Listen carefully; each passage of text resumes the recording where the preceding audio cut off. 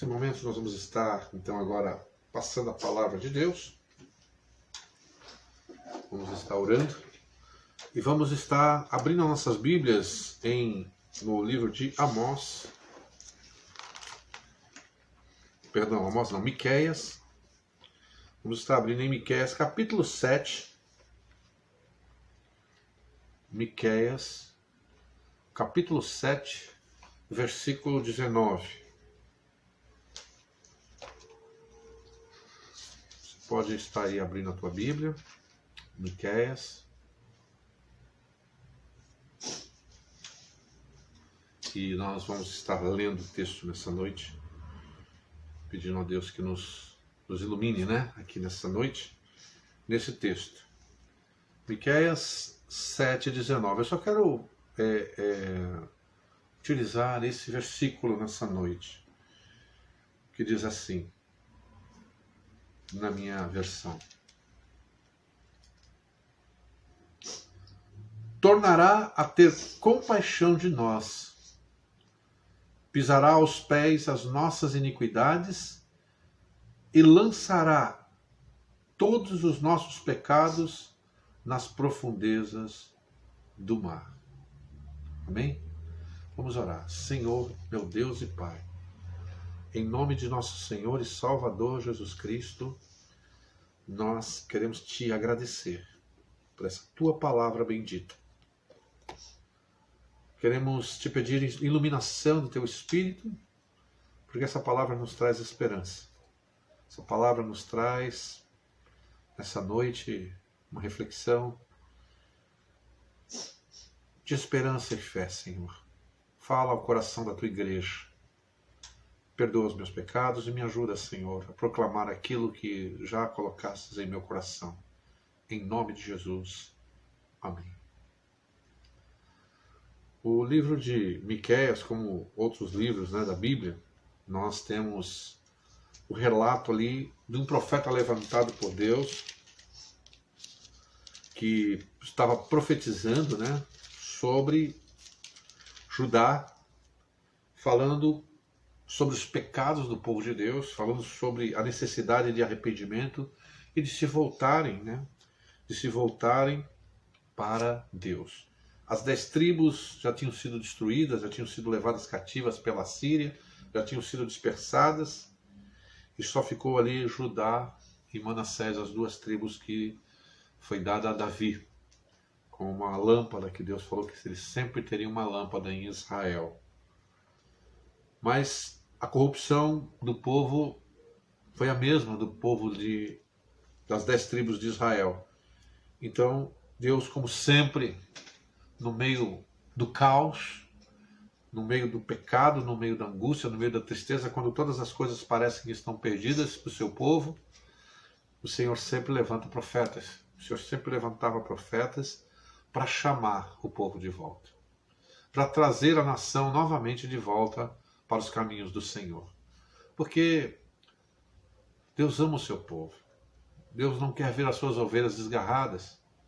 É por amor que Deus faz essas coisas. Então ele vem exortando o seu povo ao arrependimento, porque ele não quer trazer nenhum tipo de julgamento de mal sobre o seu povo. Ele não quer ver o seu povo despedaçado pelos seus pecados. Ele não quer nos ver caídos. Ele não quer nos ver, na verdade, fora das suas bênçãos. Então o Senhor sempre levantava e levanta ainda profetas, homens, mulheres, para estarem proclamando o Evangelho, chamando ao arrependimento. Só que o Evangelho, ele é um chamado ao arrependimento. Parece que o Evangelho hoje não é mais um chamado ao arrependimento. Parece que o Evangelho ele foi dourado a pílula de uma forma tão tremenda que não parece que é um acerto com Deus. Parece que não existe mais essa questão do homem ser confrontado com o seu pecado. Parece que o Evangelho é alguma coisa simplesmente que é dada para ajudar o homem a melhorar de vida ou melhorar a sua condição espiritual. Não, mas o Evangelho, na verdade, ele vem, em primeiro lugar, com uma palavra exigindo arrependimento, mostrando a condenação, mostrando o estado. E não era diferente no Antigo Testamento. O Senhor estava falando ali para eles: olha, o estado de vocês é este, apesar de vocês acharem que o estado de vocês é bom, que eu estou com vocês, que as coisas estão bem, mas não estão. Então Deus levantava, e eram poucos, geralmente 1, 2. Não era uma grande multidão de profetas. A revelação de Deus parece que sempre esteve limitada a poucos. Como nos tempos de hoje, né? Como nos tempos de hoje, as pessoas estão aí preocupadas com tantas coisas. Os homens estão buscando seus direitos hoje, né? Nas suas manifestações e tantas coisas. A gente olha, a gente fica tão indignado também com as situações, né, que o povo está passando devido a tantas injustiças cometidas, que nós até às vezes desejamos que haja algum tipo de reação, mas como eu escrevi há alguns dias, e você deve ter lido aí na nossa página, né, que a nossa reação é de joelhos. A nossa reação é de joelhos. Meu querido pastor Fernando escreveu na sua página ali um texto muito maravilhoso, creio que de sua própria autoria, porque ele não citou nada, então com certeza é dele. Ele disse que quando o caos viesse sobre as nações, o povo de Deus saberia para onde correr. Como naquele tempo da destruição de Jerusalém, Jesus falou: olha, quando vocês virem a abominação da desolação aparecer, vocês corram para as montanhas. Era o exército romano que vinha para destruir, né, ali o templo, destruir Jerusalém. E aqueles que ouviram a voz de Jesus sabiam para onde correr, seguiram as instruções do Senhor.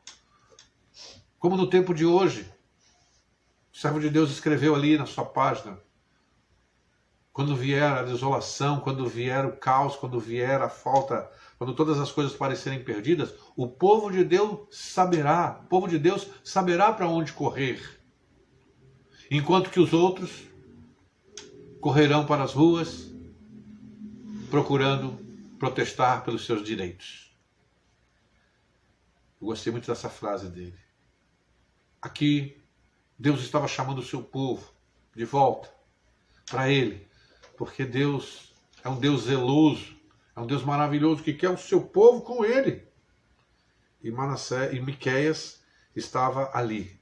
Miqueias estava ali fazendo esse papel, chamando, ameaçando, mostrando. Mas o livro, ele termina de uma forma que traz esperança para nós. Nós estamos no final do livro. Faltando aqui 2 versículos para terminar. O versículo 19. Miqueias termina trazendo uma esperança. Ele fala: olha, vai acontecer isso sim. Infelizmente, vocês vão ser cativos, Deus vai ter que julgar essa geração. E o remanescente dele, esse remanescente de Deus, pode ter esperança. Porque o versículo 19 diz que ele tornará a ter compaixão de nós. Miqueias sabia do que estava falando. O profeta Miqueias, ele está finalizando o seu livro, dizendo que o Deus de Israel aplicará justiça, é inevitável, aplicará justiça contra os pecados do seu povo, que ele condenará os malfeitores e não deixará impune todos aqueles que tornaram-se idólatras e o abandonaram. Isso é inevitável, querido. Sempre é inevitável isso. Aqueles que abandonam o Senhor, aqueles que se levantam contra Deus, contra as suas leis, contra o seu povo, e não se arrependem quando Ele chama eles de volta, eles não ficarão impunes. Não ficarão impunes. E nós que conhecemos a história sabemos que Deus julgou toda essa geração. Mas aqui o final ali do livro está dizendo: porém, no entanto, o Senhor ele sempre mantém e manterá, como diz Isaías em seu livro, e também nos recorda a carta aos Romanos, onde o apóstolo Paulo fala de um remanescente segundo a eleição da graça. O que é isso?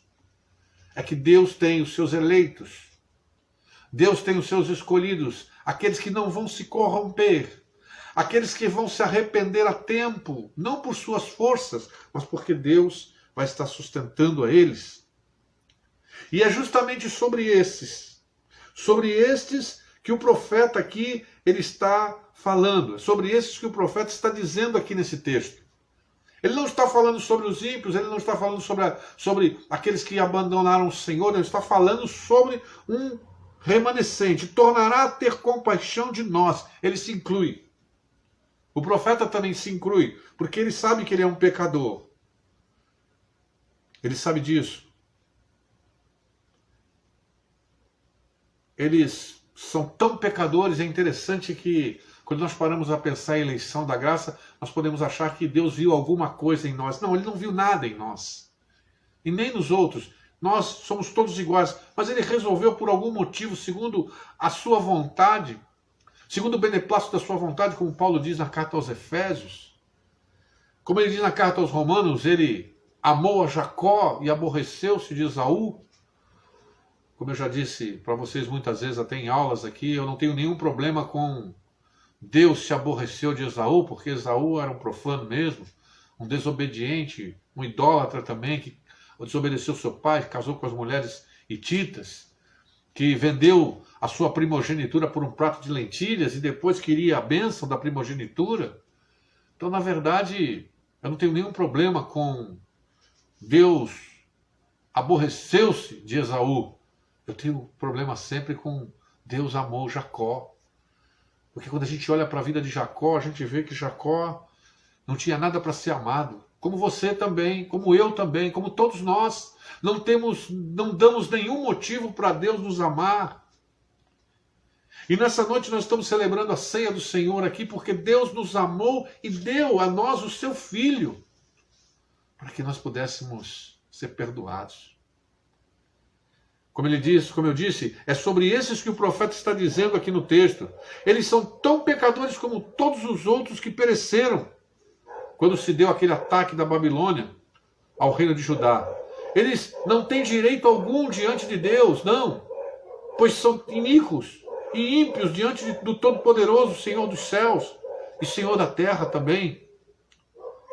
Mas eu quero que você nessa noite, você escolhido de Deus, você que está nos caminhos do Senhor, você que faz parte da igreja, você que tem temor a Deus no coração, você que honra Jesus Cristo, você que procura viver uma vida aprovada diante de Deus, diante dos homens, com as tuas fraquezas, sim, confessando teus pecados, mas vive uma vida de sinceridade no coração, entendendo que a graça de Jesus é a tua única esperança. Eu quero que você pare nessa noite e pense um pouquinho comigo aqui. Note o que o profeta diz aqui. Olhe para o texto comigo nessa noite. Tornará a ter compaixão de nós, ele diz. O que nós estamos vendo aqui? O que nós vemos aqui? Sim, eu vejo algumas coisas aqui. Eu vejo uma nova chance, uma nova oportunidade dada, e é isso que Deus dá aos seus escolhidos sempre. Ele dá uma nova chance sempre. Ele está sempre dando uma nova oportunidade para nós, amados. O caos está acontecendo num planeta inteiro. O mundo inteiro passa por um caos. E Deus está nos dando a oportunidade de nos arrependermos, de abandonarmos os maus caminhos, de reorientarmos a nossa vida e os propósitos de nossa vida.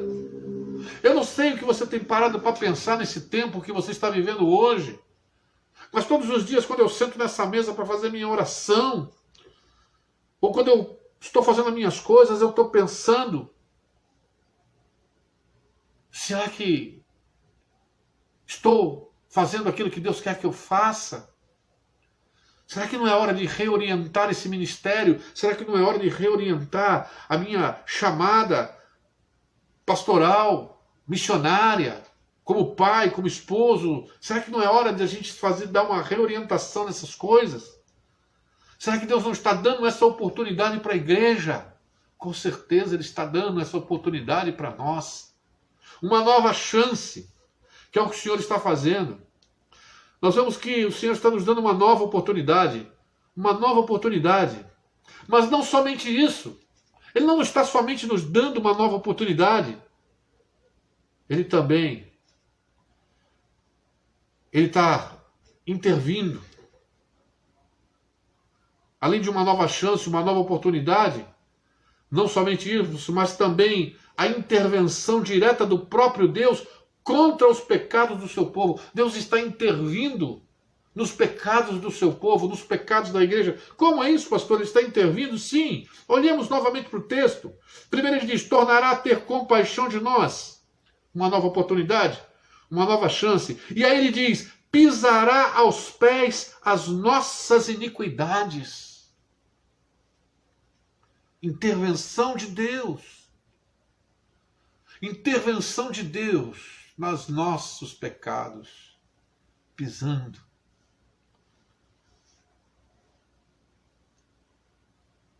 A intervenção de Deus. Deus está dando uma nova chance para a igreja nesse momento de caos. Deus está intervindo nos nossos pecados, nos pecados da igreja. Intervenção direta do próprio Deus contra os pecados do seu povo. E aqui ele não diz que lhes dará uma nova oportunidade e deixará por conta deles, não. Não é isso que ele está dizendo. Olha, eu estou dando uma nova chance para vocês, agora vocês se emendem. Não, ele não está dizendo isso, querido. Ele está dizendo que é uma nova oportunidade com a intervenção dele, com a ajuda dele, com a atuação dele em nós. Aleluia, porque é assim. Porque ele sabe muito bem que ele poderia nos dar 100 chances, 200 chances, que nós não teríamos o poder de nos emendar. Nós não teríamos o poder de abandonar os nossos erros e falhas. Mas aqui ele está dizendo, lógico que nós estamos no Antigo Testamento, ele está apontando lá para a cruz do Calvário, ele está apontando para o cálice, ele está apontando lá para o pão da vida que se fez carne e habitou entre nós. Ele está dizendo, eu vou intervir nos vossos pecados, eu vou pisar, eu vou calcar eles, meu filho vai vir. Nova oportunidade, mas a intervenção de Deus para que o pecado perca o poder em nós, perca força, não consiga mais nos dominar. Ele não está dizendo que vai deixar por nossa conta, não. Não. Ele está dizendo justamente que a intervenção própria dele contra os nossos pecados, os pecados do seu povo, que somos nós. Ele não diz que lhes dará uma nova oportunidade e deixará por conta deles o domínio da sua natureza caída. Não, ele não está dizendo isso. Ele sabe que para os homens, filho de Adão e Eva, isso é impossível.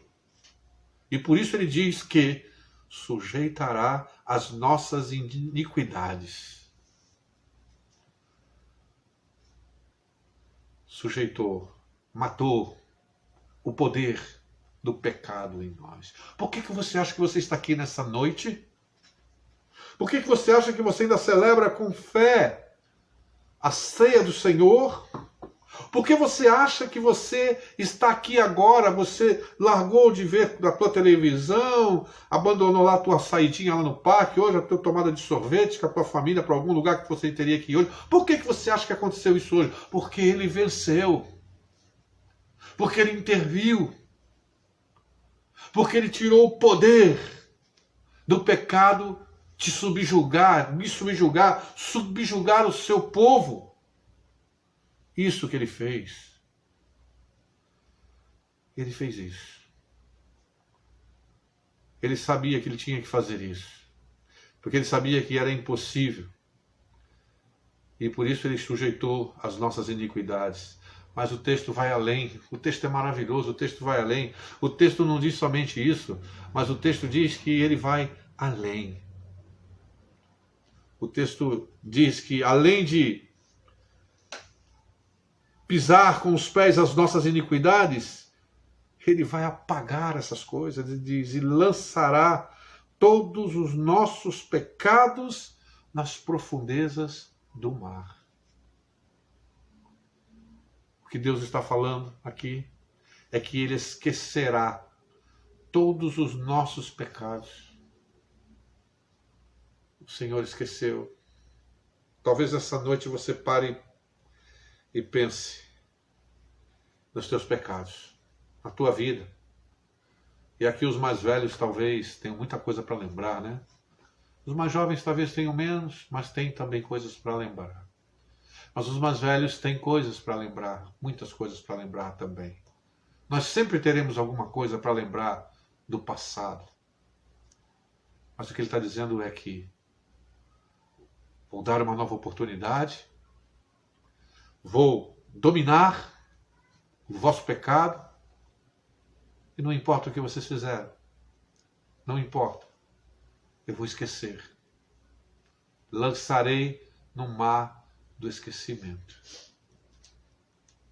Deixei para trás isso. Eu não sei se você pode se alegrar nessa noite, porque quando eu vejo um texto como esse, quando eu paro para pensar num texto como esse, eu tenho esperança. No meio do caos, no meio da angústia, no meio das incertezas, no meio da morte, no meio da tristeza, das lágrimas, como sempre, o Deus está dando novas oportunidades aos seus escolhidos, dominando a sua natureza caída e esquecendo o que ficou para trás. Esquecerá todos os nossos pecados, lançando-os nas profundezas do mar. E eis aqui a completa obra da graça. Graça, irmãos, graça. Ela inclui piedade, socorro e perdão definitivo. E todas essas promessas o Senhor cumpriu e continua cumprindo na vida do seu povo através de quem? Do sacrifício do seu Filho Jesus por nós. Sim. É através de Jesus. E o texto ele nos ensina hoje a crermos e orarmos por piedade de Deus, para sujeitar a nossa natureza caída, o nosso velho homem, e também me ensina a pedir perdão e esquecimento da parte dele de nossos pecados cometidos. E tudo isso, através daquele que sujeitou todas as coisas debaixo dos seus pés e que tem toda a autoridade nos céus e na terra, o nosso Senhor e Salvador Jesus Cristo. É maravilhoso. É maravilhosa a obra da graça. E hoje pela manhã, eu estava aqui pensando na obra da graça, aqui meditando num livro de Charles Haddon Spurgeon. E o texto de 1 Coríntios 10, 12 pode ser resumido da seguinte forma: tenha cuidado de não gloriar-se de suas graças, mas permita que o seu gloriar-se e confiar estejam em Cristo e em sua força, pois somente assim você pode evitar a sua queda. O texto de Coríntios 1, capítulo 10, 12, é só nós voltarmos ali, né, um pouquinho, diz assim: aquele, pois, que pensa estar de pé, veja que não caia. Então tenha cuidado, meu irmão. Tenha cuidado de não gloriar-se de suas graças. Mas permita que o seu gloriar-se e confiar estejam em Cristo e em sua força, pois somente assim você pode evitar a sua queda. Se você começar a se gloriar na graça despendida por você, você vai cair. Eu vou cair, nós vamos cair. Mas nós temos que evitar essas coisas, confiando somente no autor da graça, que é o nosso Senhor e Salvador Jesus Cristo. E para isso, você precisa tomar algumas resoluções na sua vida. Primeiro, esteja muito mais em oração. Muito mais em oração. Se você já era uma pessoa que orava, se você participava dos grupos de oração, se você tinha os teus momentos de oração com Deus, aumente isso agora nesse momento. Esteja muito mais em oração. Em segundo lugar, dedique um tempo maior à santa adoração. O que é isso? Eu não estou falando aqui de cântico, não. Eu não estou falando de declamar poesia. Eu não estou falando disso, não. Quando eu falo de santa adoração, eu estou falando de submissão. Submeta-se mais à vontade de Deus. Ou seja, entregue-se ao Senhor. Faça a sua vontade, não tenha medo. Faça aquilo que Ele te pede. Em terceiro lugar, leia mais as Escrituras de forma zelosa e constante. Leia mais as Escrituras, é hora de você ler mais as Escrituras. Desliga um pouquinho a televisão. Né? Vá para as Escrituras, separe um tempo. Separe uma carta, um livro das Escrituras, um comentário para você acompanhar. Se você não quiser, leia só as Escrituras, em santa contemplação, em santa oração, mas separe um tempo mais vigoroso para você ler mais as Escrituras de forma zelosa e constante.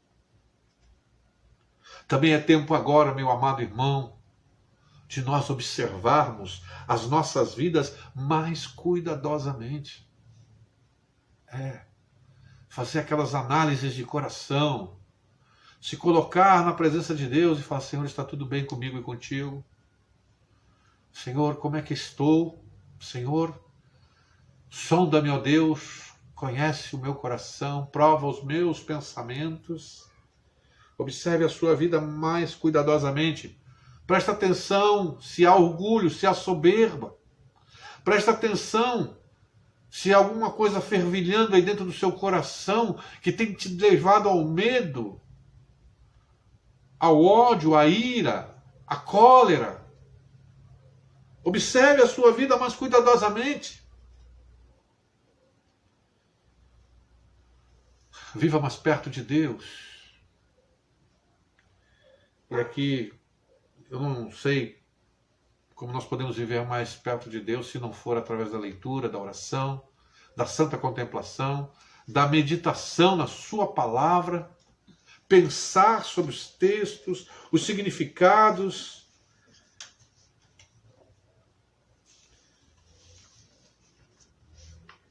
Qual o significado dessas coisas? Qual será o significado hoje de negue-se a si mesmo, tome a sua cruz e me siga?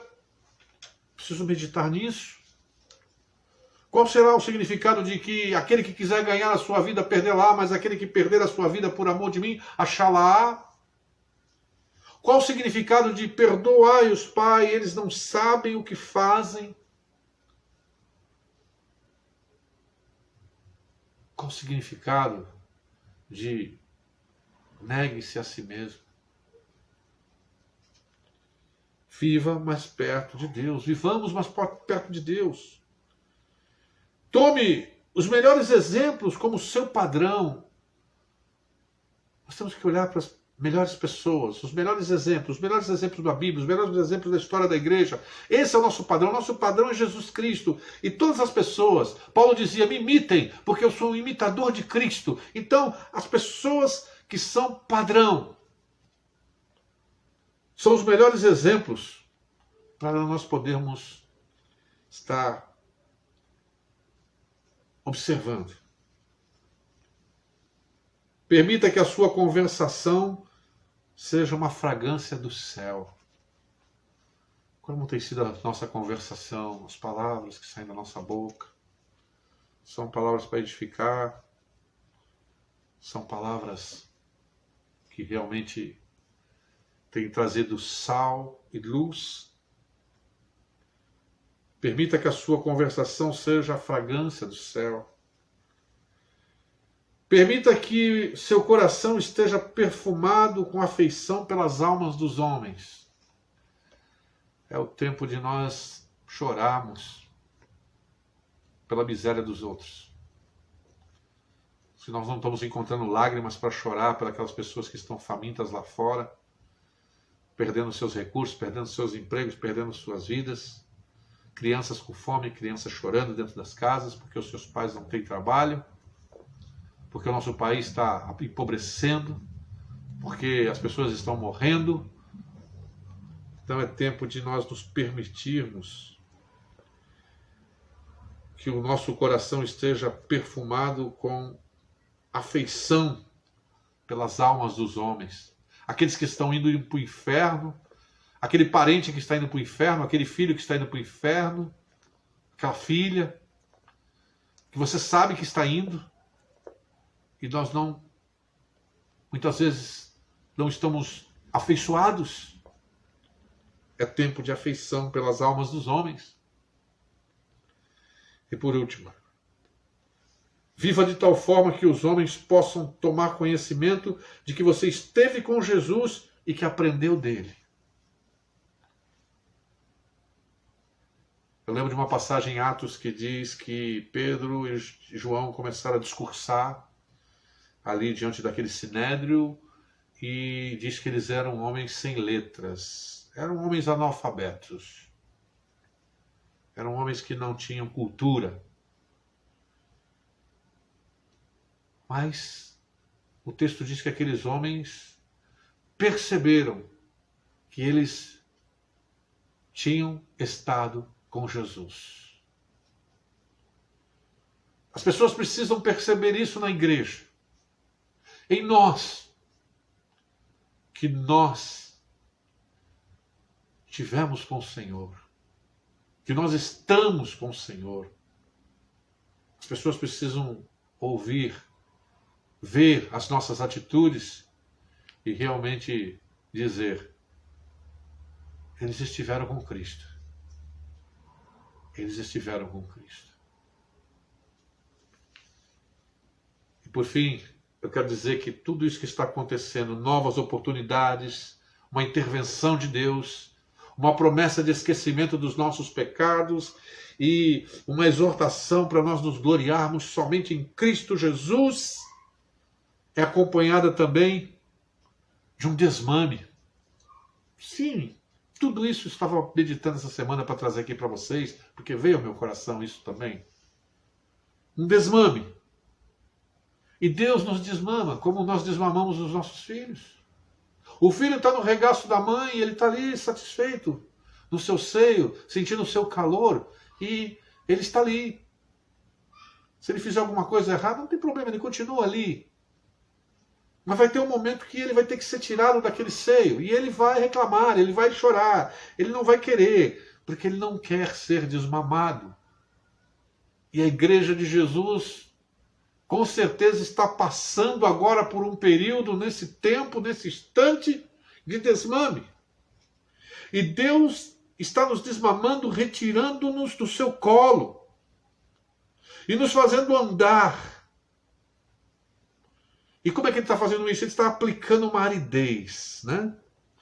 Ele está tornando árida a nossa terra. E se você quer saber se isso acontece, é só você ler os Salmos e os Profetas. Você vai ver a aridez. Deus teve um momento que teve que desmamar o pequeno Davi. Ele teve que se tornar um homem. Ele teve que se tornar um guerreiro. Ele teve que se tornar um rei. Deus está desmamando pastores. Deus está desmamando os líderes. Deus está desmamando a igreja. Deus está desmamando os jovens. Deus está desmamando a sua igreja. E nós, como a criança que é tirada do peito, e o seu paladar ainda não aceita outro tipo de comida, porque ela acostumou somente com o leite, o paladar acostumado à comida dos egípcios, ainda não pode se regozijar na doçura do maná celestial. Nós ainda estamos palatáveis a muita alimentação terrena. Nós ainda estamos, a nossa alma ainda está palatável a muitas coisas dessa terra. E nós ainda não estamos sentindo a doçura de nosso Senhor e Salvador Jesus Cristo, do maná celestial. E nós nem percebemos que nós desejamos as nossas misérias e sentimos fastio dos bens inefáveis do céu. E é para lá que o Senhor está nos levando. Ele quer que nós provemos o pão da vida, a água da vida. Por isso que Ele está permitindo que nós passemos por tudo isso. Como temos que passar com isso? Nós temos que aceitar o desmame de Deus. para que nós possamos ser fortes. Fortes, igreja forte, pais fortes, mães fortes, filhos fortes, famílias fortes, igreja forte. E que vai saber discernir o sabor do céu, o sabor das coisas terrenas. E Deus vai colocar-nos, com certeza, para que nós possamos experimentar essas coisas. Antes de dar o maná, ele deu fome, para que eles provassem o maná e eles pudessem ficar cheios de júbilo com aquilo. Depois teve um momento que eles precisavam novamente ser desmamados de novo, porque eles se fastiaram do maná. Talvez a igreja esteja um pouco esfastiada das coisas celestiais, porque substituiu pelas coisas terrenas. Mas Deus agora está novamente trazendo a nós todas essas coisas. Isso Ele está fazendo porque Ele está nos dando uma nova oportunidade, como diz Miqueias. Ele está intervindo e massacrando os nossos pecados. Ele está com uma intervenção direta para dominar aquilo que nos domina. E Ele está esquecendo os pecados passados.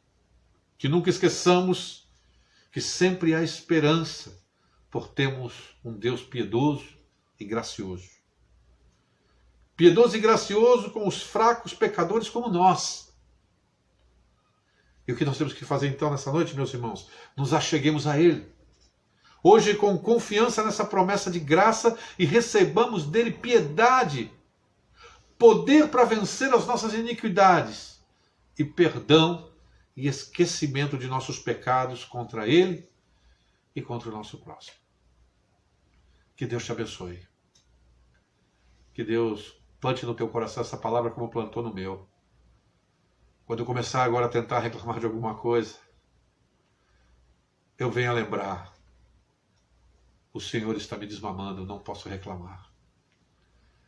Ele está me fazendo saborear, acostumar o meu paladar com os manjares celestiais.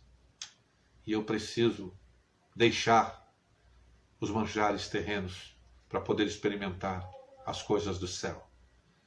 Que assim seja contigo, com a igreja, e que essa semana você possa pensar nisso tudo. Que Deus te abençoe, te guarde e te proteja. Vamos orar. Pai, eu te louvo pela tua palavra nessa noite. Obrigado, Senhor, por estar nos dando à igreja uma nova oportunidade. Obrigado, Senhor, por intervir e destruir as nossas iniquidades e o poder delas sobre nós. Obrigado por esquecer em Cristo Jesus os nossos pecados. Obrigado, Senhor, por nos lembrar que nós temos que nos apegar somente na graça de Jesus, só em Jesus Cristo, Senhor da graça, não nas graças recebidas. E obrigado por estar nos desmamando também, Senhor, para que nós possamos experimentar as doçuras do céu e deixemos as coisas que parecem doces dessa terra. Abençoa a tua igreja, abençoa nossas vidas, Senhor Deus, nos ajude, nos proteja, nos livre do mal, e que essa semana, Senhor, o Senhor possa estar diminuindo cada vez mais, Senhor Deus, o efeito dessas doenças, e nós possamos retornando à nossa comunhão aqui, e também, Senhor, que nós estejamos meditando na tua palavra e pedindo mudanças em nossas vidas. Em nome de Jesus eu oro, te pedindo perdão pelos meus pecados, pelos nossos pecados. Amém.